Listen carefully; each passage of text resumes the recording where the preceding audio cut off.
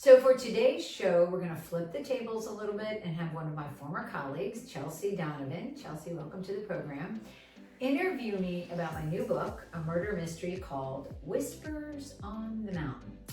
So Chelsea and I worked together at WRAL. Like me, she was a crime reporter, so she is very well angled on the topics that I write about.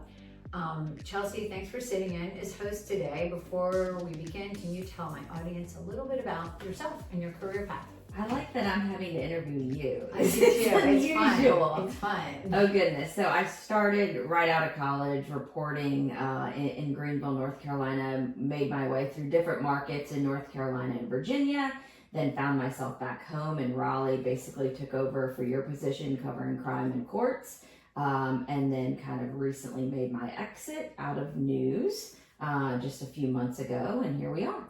There we are. Now, you're not young enough to be my daughter, but no, but you're a little bit. Is that an insult? You're a little bit younger. You're a little bit younger than me. But you know, when you took over, you did such an awesome job, and that's why I wanted you to host this episode because, as you know, we've talked about so much of my fiction is torn from the headlines and has some basis in reality. Yeah, so when we're talking about Whispers on the Mountain, one of the things that I thought of was, okay, wait, was this ripped from a story that you did? So, I mean, a lot of these stories, are they cases that you've covered, or are they a little bit more imaginatory? What is kind of the recipe? Right, so, and I think you would probably agree with this, we probably report 10% of what we know. So a lot of these stories are kind of like the things that I could never report, if you will. And so they all have a basis in some reality, but obviously I can't do a case, word for word. So what I try to do is take different pieces of different things that I've experienced in 30 plus years as a news reporter and put them into my fiction. And then they go out from there. Then I use my imagination to elaborate and make them more interesting. So what I think is so interesting about this book that's different from your true crime series is that I could really feel when I opened this book, there was a little sprinkle of Amanda Lamb, the reporter, as you kind of checked into the hotel, your curiosity started nagging at you and you kind of latched onto something. I know this is your 13th book. How did this one come about, given the fact that it's more fictional instead of your true crime books that we all have come to know and love? Yeah, I mean, I think as you're growing up, when you think about writing, everybody wants to be a fiction writer. That's kind of the jam, I think, the tone that is set from very young. You also learn that not everybody can be a fiction writer. So I dabbled in fiction, but ended up, writing what I knew, which was nonfiction for many years. I wrote true crime. I also wrote some memoirs about being a working mom and things like that. But I always wanted to get back to fiction. And so I did go back and write this murder mystery series about a TV reporter named Maddie Arnett. And this is a new set of characters, but it's basically kind of me evolving in that fictional journey. Yes, there's absolutely part of me in the main character, Celia, the reporter. I try to make her different. I made her a newspaper reporter. I gave her, boys instead of girls. I have girls, a lot of little differences. But the main thing is she does what I do, what you do. I pay attention. Right? I pay attention to everything that's going on around me. I look at the way people react to each other. I look at their facial expressions. I look at the way they dress. And I think that is what, journalists do. That's what investigators do. So we were on vacation. We were at a mountain resort. This was during the pandemic. And there was a missing hiker in the location where we were. And so I took that grain of story, obviously, and took it way out into a totally different realm, into the fiction world. But I did start kind of hearing whispers, if you will, of people talking about it, in hushed tones in the lobby of this resort where we were. And that kind of gave me the idea. And it's so descriptive. You feel like you're there. You feel like you're latched on to this missing hiker. You know, I think in one point in the book you said, you know, when your husband Matt was kind of nagging you, let it go. You're on vacation. We want to have fun with the boys. It's in our DNA, and that kind of transcends through this book. That curiosity takes hold, and it's almost like you have to solve this. I want to go back a minute. Where is this set fictionally, and why did you choose that place? It kind of is personal for you too. Yeah, I mean, like I said, it was during the pandemic. We were trying to find places to go to get out of town in North Carolina. And so we decided to go to the mountains. We had spent a lot of time at the coast. We said, let's go to the mountains. And we kind of fell in love with a couple different locations. So that's why I decided to set it in the mountains, because obviously there was this real connection there. But I also love the idea of a location as a character. And what that means is I wrote about the beach, I wrote about the coast in my last book called No Wake Zone, the last book prior to this. There's a similarity in my mind between the ocean and the forest, which is they're incredibly beautiful, but they're also dangerous, and they also can be dark. So it's kind of like showing that dichotomy. And I think the mountains is just a great extra character in my book. And so do you think that sets it apart from your other books, given the fact that we've done the beach scene, now we're here in the mountains? Does that make it a little bit different for you, something you haven't written about before? Yeah, and to be clear, my first two books in the series, which were the same characters, the same set of characters, Dead Last and Lies That Bind, they were set in Oak City, which is obviously Raleigh. But the difference this time, I wanted to try something different. So I read a lot. I don't think you can be a good writer without reading. I read a lot of fiction.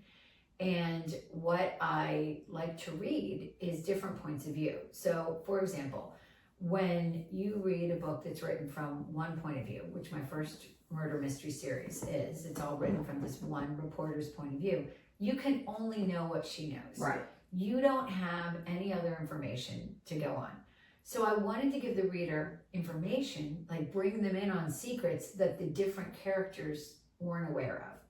So in this book, I basically focus on 4 points of view, which is the reporter Celia, the main investigator Jack, the resort manager Evelyn, and the spouse of the missing person.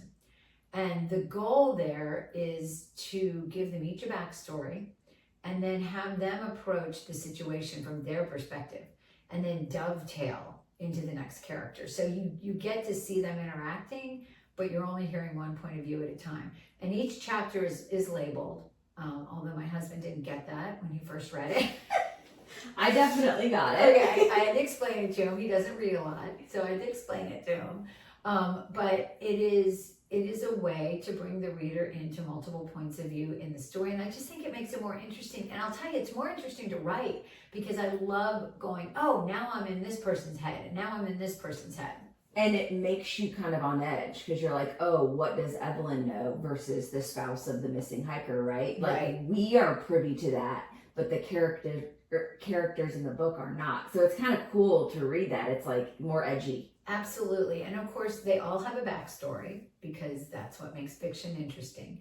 But I know these characters. So for example, you know their backstory that I write about.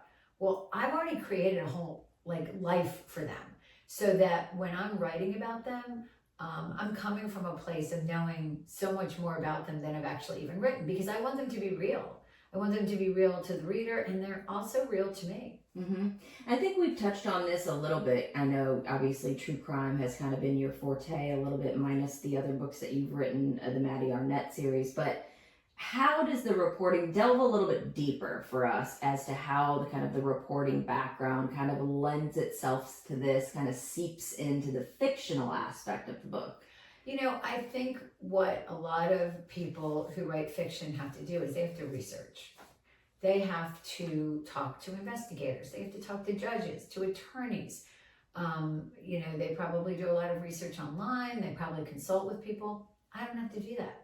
I know the criminal process. I know what happens at a scene with investigators. I understand search warrants. I understand arrest warrants, affidavits. I know the criminal process. I probably spent more hours in a courtroom than most prosecutors have ever spent in a courtroom, at least trying violent crimes. Mm-hmm. because that's what I did for 30 plus years. And I mean, really almost 35, to be honest. And so I have all this knowledge to draw on. So when I'm writing a scene, you know, you can be rest assured that I'm using actual wording and procedures and things that I know because I lived it. Yeah, it's real life stuff, you know, and it does seep into the book. Like when I read it, of course, because I'm coming from the same background, it feels like a real crime scene that I went to report on. Yeah, and that's the goal, is to, I know people like crime fiction, is to bring people in to the story. I actually, before you got here, was working on my next installment of this, and I'm writing a scene where the lead person, the sheriff, gets to a scene and his investigators are standing around in a circle because they don't have the search warrant yet. So they can't go into the property. And so they're waiting because they have to go through this process to get the search warrant, you know. And I explain that and I walk people through that. So you teased a little bit there about kind of what else you're working on. And there's a twist in the story. We're not going to give it away. That's why you need to read the book. But obviously there is going to be another book. Absolutely. When you're editing a book, so I worked with my publisher this summer to edit this book, the wheels start to turn and you start to go, oh, well, what else could these characters be involved in? Obviously, not every single character in this book is going to move on to the next book. You know, spoiler alert, some of them might be dead. So they might not get to move on. But there are a few characters that I think have some legs, including the reporter and the investigator. And I really see them going forward in other stories and working together and, you know, coming up with some new mysteries. And again, just, I have so much to draw on. I mean, I wrote 3 true crime books about cases I covered for WRAL. I covered hundreds of cases, and there were so many that I never wrote about. And again, I'm not going to do an exact case, but I am taking bits and pieces. So possibly this could transcend if Netflix or Hulu or Amazon Prime, if you're out there and you're interested in a series and having, you know, like an associate producer / consultant on set that can help walk you through all this stuff, yeah, I'd be happy to help. Obviously, not everybody is, you know, a tangible book holder, reader. I like the feel of paper. I like to flip through the book. I'm still a person that goes and checks out library books, but a lot of people love to get their books on the go. Audiobook wise, is that something that you're interested in doing with this? Absolutely. So I actually did audiobooks for my last 3 books, and I did them myself. When I say did them myself, I recorded them myself. And then I had somebody help with the engineering and the editing. I'm going to do it again. I like reading my own books. I like making sure the intonation is where I want it. I like doing the voices. You know, I don't go crazy, but I do, you know, I'll do a little Southern accent. I'll do some Philadelphia accents, you know, and it takes a long time. I mean, this is 273 pages. So I liken it to when you were in kindergarten or first grade and you had to read out loud. Think about doing that perfectly for 273 pages. It's pretty tough. You do a lot of stopping and starting. You have to fix a lot of mistakes, but I do get it. I like to listen to audiobooks when I exercise, when I drive. And so I know that's what people want. And so yes, going forward, I'm definitely going to release that. That's TBA on the time. But if you want a beach read, fall read, cozy winter read, where can they get the book as of now? Anywhere they shop online. Got it. I want to take this opportunity to tell your audience about something you and I are working on together. It's called Crime Capsule, ripped from the pages of the reporter's notebook. You and I have got 50 years of combined experience, and so we've decided to take that experience, pull back the curtains on some of the most gripping cases that we've covered. We've got insider access, firsthand knowledge, and of course a deep understanding of the criminal justice system. So we're going to take you where few others can, behind the headlines, into the courtroom, and into the minds of those at the center of these stories. Yeah, and we have high-profile trials. We've got hidden gems you've never heard about. Crime Capsule is going to include exclusive interviews with key players, witnesses, investigators, attorneys, and others who trust us to tell the story right. Now, we get it.